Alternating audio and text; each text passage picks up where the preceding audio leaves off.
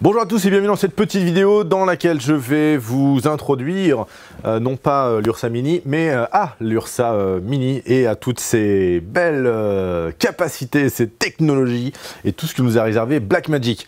L'Ursa Mini 4K qui est ici est équipé d'un capteur 4K évidemment, qui tourne en 4K RAW et en UHD lorsqu'il s'agit de ProRes.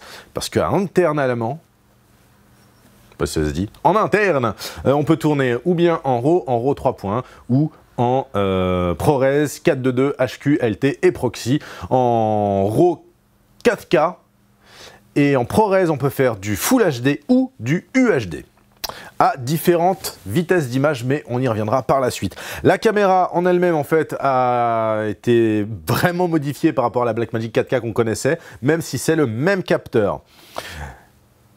Première amélioration, il n'y a plus de batterie en interne. Donc ça, c'est super cool. Ça veut dire que simplement la batterie externe ici alimente toute la caméra. Ça veut dire aussi que pour ce faire, Blackmagic a pensé une solution qui est intégrée à la caméra. C'est-à-dire que la batterie est solidaire du corps cam, ce qui n'était pas le cas sur la Blackmagic 4K Production et qui était vraiment très ennuyant.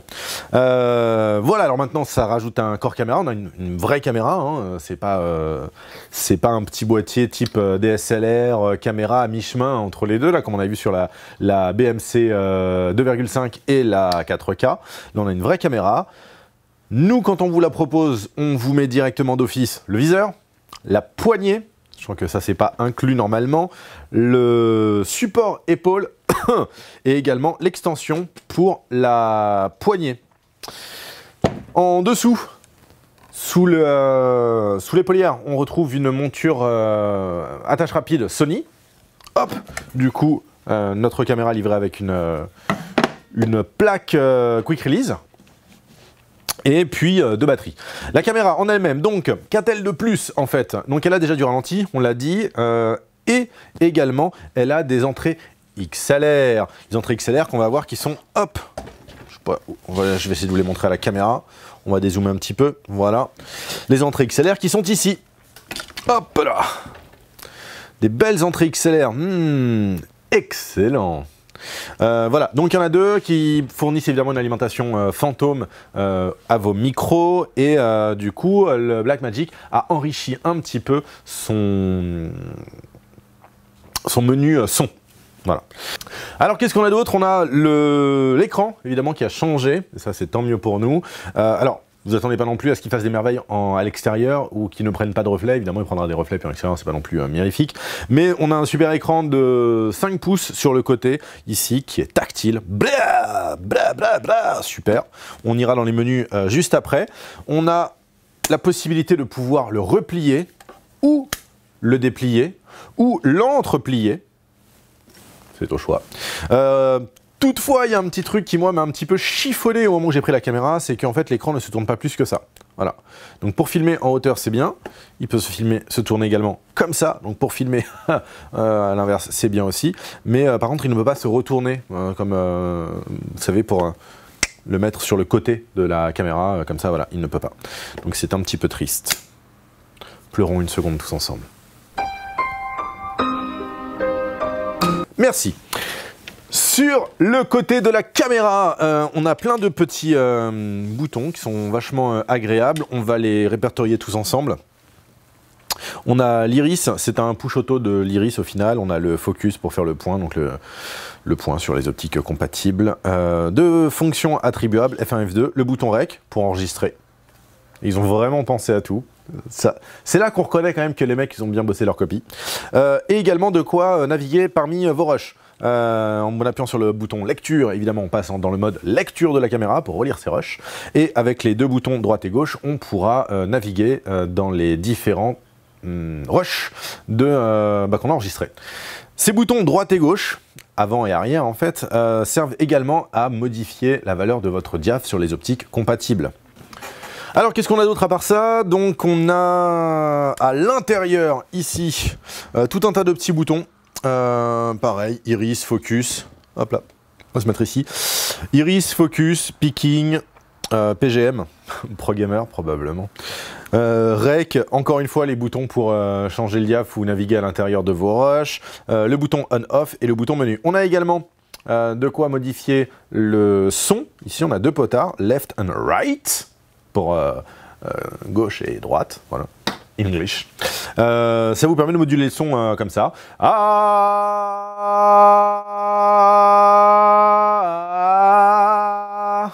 Donc ça ne fait pas encore de vocodeur, mais ça marche bien. Donc c'est agréable. Au niveau de la poignée qui se trouve ici, on va retrouver des boutons principaux comme par exemple, hop, je sais pas si on voit bien ici. Yes, comme par exemple donc le rec, l'aperture et puis je ne sais pas exactement ce que c'est, probablement c'est pour le point. On n'a pas de petite molette, malheureusement. Et oui, ça c'est bien dommage. J'aurais bien aimé avoir une petite molette pour pouvoir changer rapidement je sais pas, ma vitesse d'obturation ou mes degrés Kelvin ou éventuellement mon diaph. Non. Pour faire tout ça, on est obligé de passer dans le menu, sauf pour le diaph, où en fait il faut cliquer sur les boutons avant et arrière qu'on a vu ici sur le côté de la caméra. Donc c'est un peu dommage, j'aimerais bien qu'il y ait une petite mise à jour ou un petit fabricant tierce qui nous sorte une poignée compatible et qui aurait une petite molette, ce serait vraiment cool. Voilà, bon, c'est pas énorme, mais c'est toujours pas mal. Sur le côté, ici, qu'est-ce qu'on retrouve? On retrouve plein de choses vachement intéressantes. Une rosette, si vous voulez accrocher votre poignet, non pas au bout de la barre d'extension, mais directement sur votre caméra pour être un peu plus compact. Un SDI out qui, nous sert à connecter le viewfinder. Une alimentation en 12 volts qui, nous permet de connecter le viewfinder. Une prise LAN qui, nous permet de connecter la poignée de la caméra. Derrière, on retrouve une sortie SDI, une entrée SDI, ainsi qu'une prise TC in, ref in. Je ne sais pas à quoi ça sert, probablement pour synchroniser les caméras ou envoyer un TC, par exemple, à un preneur de son annexe.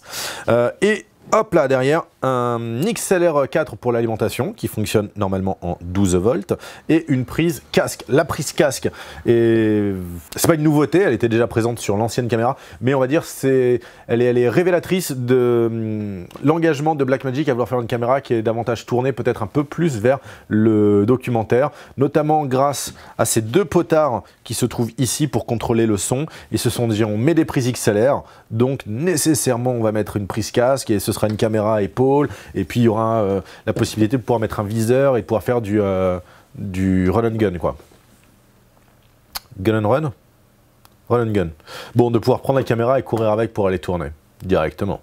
Voilà, l'œilleton, on en parle ou pas? Bien sûr.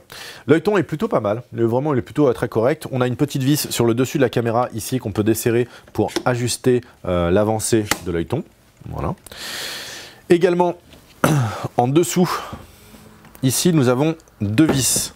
Hop là, une ici et une ici. À quoi sert-elle? La première, en la desserrant, nous sert à étendre notre œilleton à la hauteur la longueur que nous souhaitons. Et après, il ne nous reste plus qu'à serrer.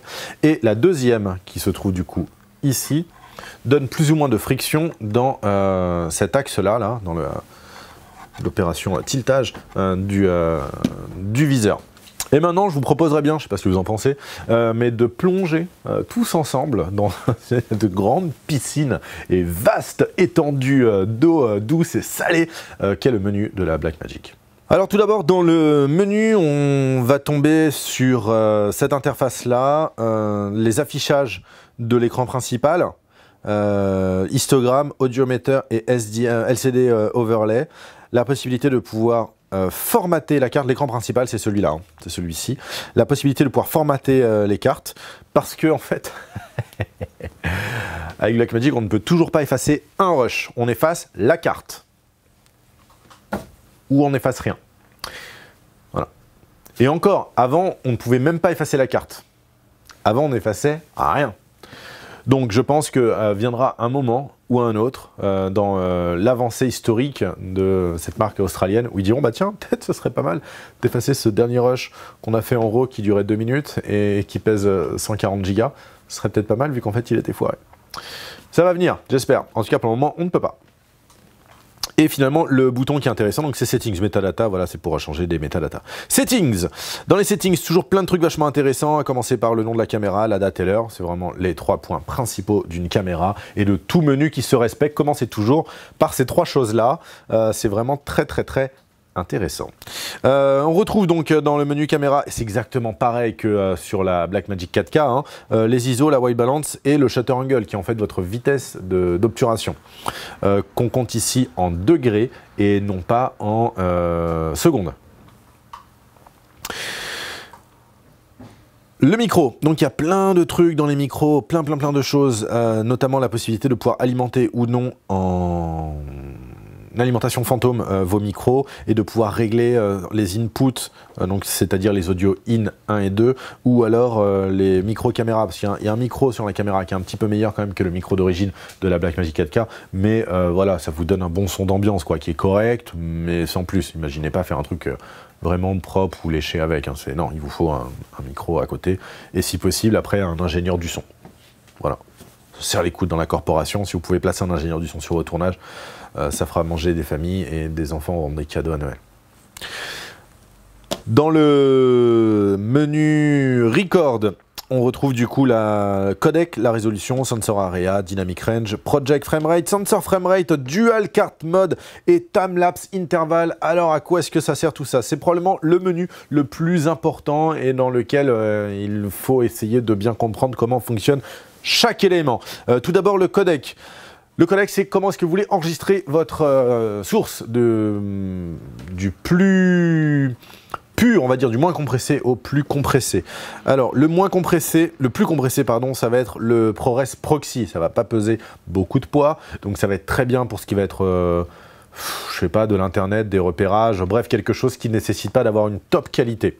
Quoique, sur internet, on peut avoir besoin de grande qualité, mais je veux dire, si c'est de l'internet en veux-tu, en voilà, il vaut mieux voilà, essayer d'économiser les cartes. Si vous faites aussi des captations qui sont très longues, bah, le proxy, si vous n'avez pas des grosses retouches colorimétriques à faire, le ProRes Proxy voilà, fera la blague. Bon, c'est pas la top qualité du tout, hein, mais ça peut faire un.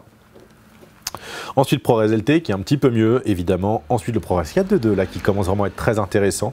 Et enfin, le ProRes HQ. Donc le ProRes HQ prend beaucoup de place sur votre carte. Mais c'est un super format de ProRes. En fait, avec le 422, c'est vraiment les deux meilleurs formats les plus utilisés. Ensuite, on tombe sur le RAW compressé 3:1. C'est un RAW compressé lossless, comme on dit, sans perte. Voilà, qui compresse un petit peu le RAW. 3:1, c'est pas énorme, mais voilà. Et enfin, le RAW qui est absolument non compressé. Et là, ça prend vraiment beaucoup de place. Vraiment. Le RAW d'ailleurs, on en parle, le RAW c'était suite d'images DNG, donc ce n'est pas un fichier vidéo, c'est des suites d'images DNG, il vous faudra après ou bien les incorporer dans votre logiciel de montage en tant que suite d'images, ou bien d'abord les compresser, peut-être pour en faire un ProRes Proxy qui vous permettra d'être monté ensuite, et après récupérer la suite d'images pour les mettre à votre étalonnage, et pour pouvoir étalonner parfaitement tout comme qu'est-ce que vous voulez. C'est très dur de monter avec du RAW, je vous conseille d'abord de passer par des fichiers proxy, comme on appelle. La résolution, bah ça c'est pas très compliqué. On a du 4K, et c'est tout ce qu'on a en RAW. Et c'est du 4K, du vrai 4K. Hop, si je passe en ProRes, le 4K se transforme en UHD, c'est-à-dire, en gros, c'est du 4K, mais ramené au format Full HD. Ensuite, en ProRes toujours, on a la possibilité de pouvoir faire du Full HD. Voilà, et puis c'est à peu près tout en fait, Full HD ou UHD, c'est tout. On peut voir en termes d'image que c'est quand même relativement plus clean le 4K que le Full HD, et c'est bien normal quelque part parce que le 4K c'est quand même 4 fois plus défini que le Full HD. Alors ensuite on a le sensor area, j'y reviendrai juste après, mais d'abord j'aimerais qu'on s'intéresse rapidement à la dynamic range. La dynamic range, donc il y a deux types de dynamic range, film ou vidéo. La dynamic range film, c'est une dynamic range, on va dire, flat. Ça veut dire on a une image qui sera relativement douce, désaturée, peu contrastée. C'est là où on gagnera le maximum de plage dynamique, donc de dynamic range. C'est une image qui sera facilement gradable ou étalonnable en post-prod. Par exemple, là, sur celle-ci, je vais mettre rapidement un ou deux filtres. C'est des luttes lumétrie de base du Kodak et du Arri qui sont de base dans Premiere. Voilà, non retouché, non rien du tout. Ça rend une image qui est beaucoup plus cinématographique en final. Quand on passe en mode vidéo, on a une image qui est beaucoup plus saturée, beaucoup plus chaude, beaucoup plus contrastée. Voilà, c'est la différence. Donc sur une image comme ça, on aura moins, on va dire, d'étalonnage à faire, et surtout on pourra moins étalonner, vu que les noirs vont être davantage collés, les blancs vont être davantage éclatés. Donc si vous planifiez de faire un petit étalonnage, je vous conseille quand même de rester en mode film, qui est quand même le gros avantage de cette caméra-là. Ensuite, on a le Project Framerate, donc là c'est la baseline, la timeline, l'espace de temps dans lequel vous voulez tourner. Nous ici en France on est plutôt en 25 images par seconde. On peut tomber jusqu'à 30 images, 50, 60 et sinon on retourne à 23,98. Nous on se remet à 25. Donc ça c'est uniquement votre espace de travail. Ce n'est pas comme ça que vous ferez des ralentis. Vous ferez des ralentis avec le sensor framerate. Donc, ou bien vous demandez au capteur de se vider à la même cadence que votre timeline, c'est-à-dire donc vous lui demandez de matcher, faire un match.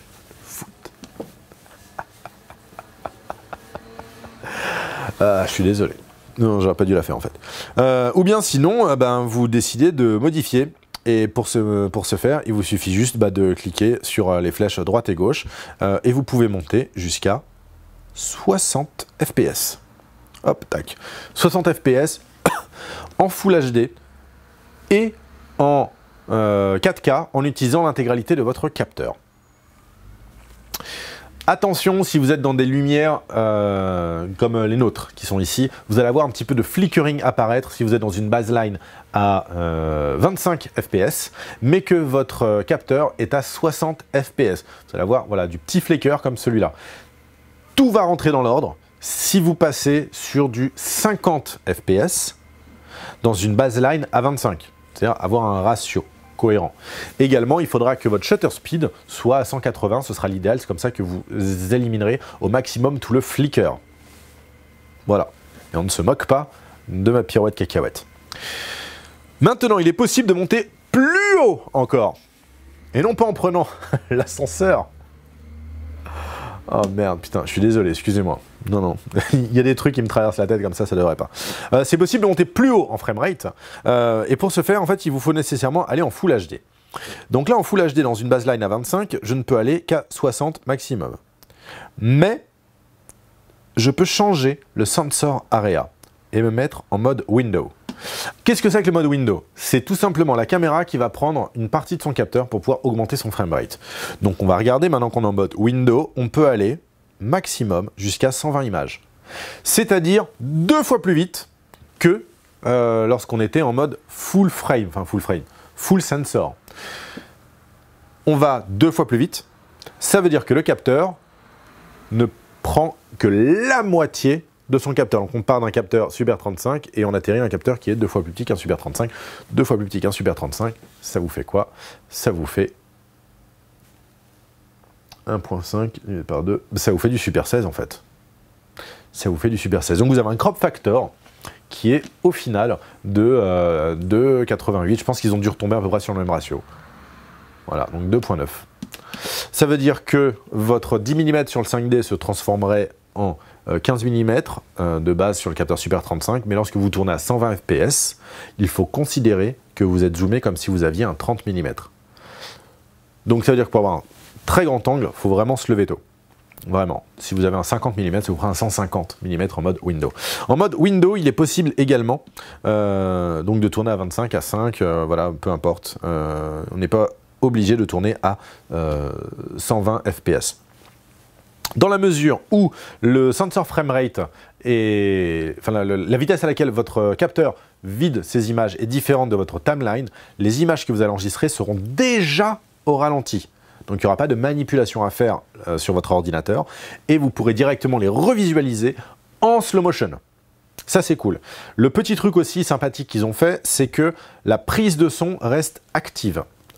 Ça veut dire, vous allez enregistrer du son qui va être audible, qui ne sera pas ralenti. Mais dans la mesure où, si vous enregistrez à 120 fps, vous allez enregistrer en fait une vidéo qui sera 4 fois plus longue que l'original. C'est-à-dire si vous tournez 10 secondes, en fait, ça va vous faire un résultat final de 40 secondes. La prise son ne se fera entendre que sur les 10 premières secondes de votre rush.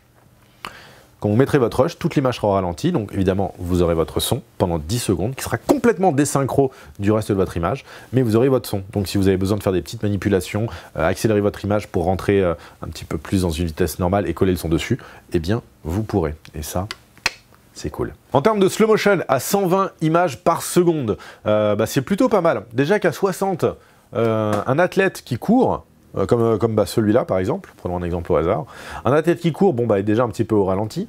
Maintenant, si on le place à 120 fps, et rappelez-vous que ce coup-ci, on est en mode window, donc c'est-à-dire qu'on a zoomé 2 fois dans l'image, là, encore beaucoup plus athlétique.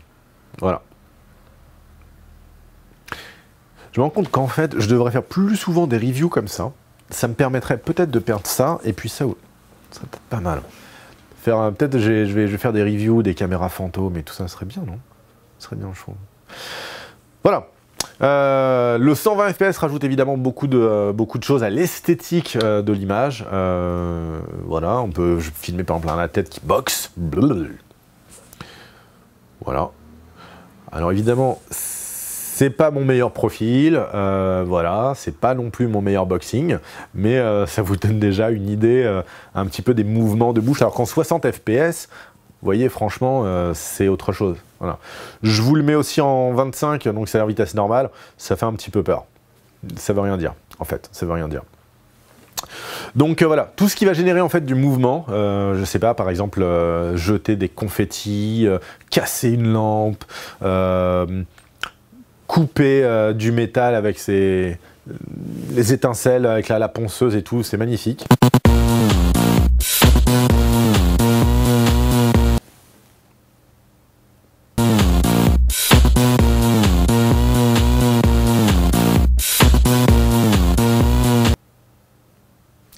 Je sais pas si je vais le garder ça.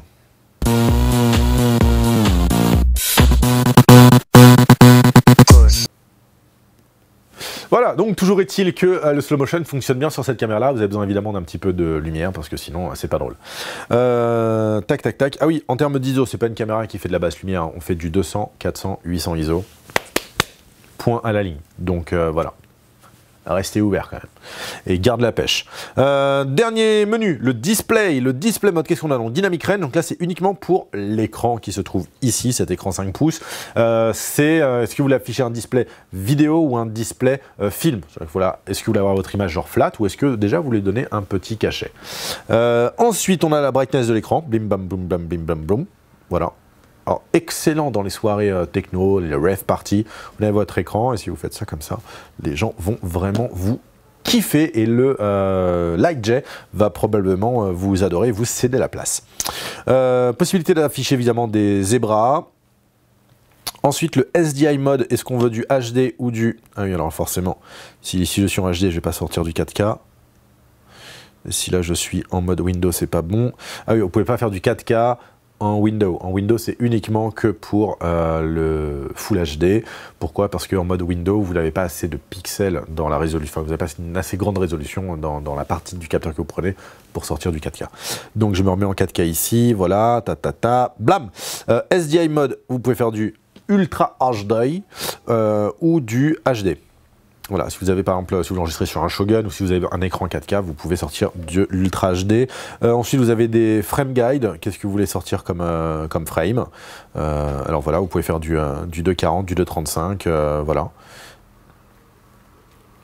L'opacité des guides, le LCD overlay, LCD emitter, donc tout ça, ça va être pour l'affichage de ce petit LCD. Et ensuite, on va voir les main SDI et le front SDI. Donc, on a vu donc il y avait un main SDI qui est derrière et le front SDI qui est ici devant, qui sert pour l'œilleton. L'œilleton est équipé de picking, donc évitez de sortir le picking sur le l'œilleton, et de rajouter encore du picking sur l'œilleton, ça va faire un peu double emploi, ce sera un petit peu de trop. Donc finalement, dans ce menu-là, la seule chose qui nous intéresse, ça va être finalement les frame guides, si vous voulez faire du 240, c'est très bien. Et également, vous assurer que le SDI mode est bien en HD, parce que pour le moment, il y a très peu d'écrans qui prennent le 4K en natif. Donc il se peut qu'en branchant la caméra, il n'y ait pas de sortie sur votre écran. C'est probablement que vous avez une sortie UHD en SDI.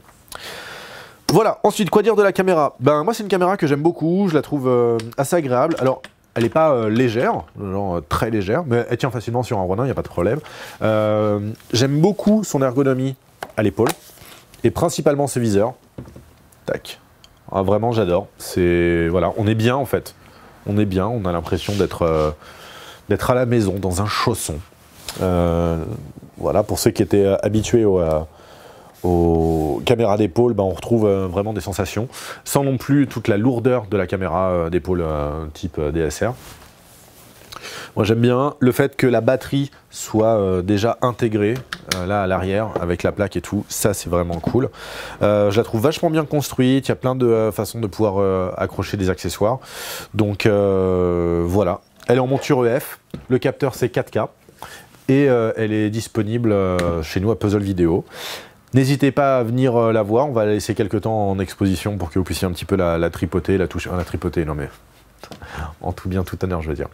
Et donc voilà, je vous dis à très bientôt dans une prochaine vidéo sur Puzzle Vidéo.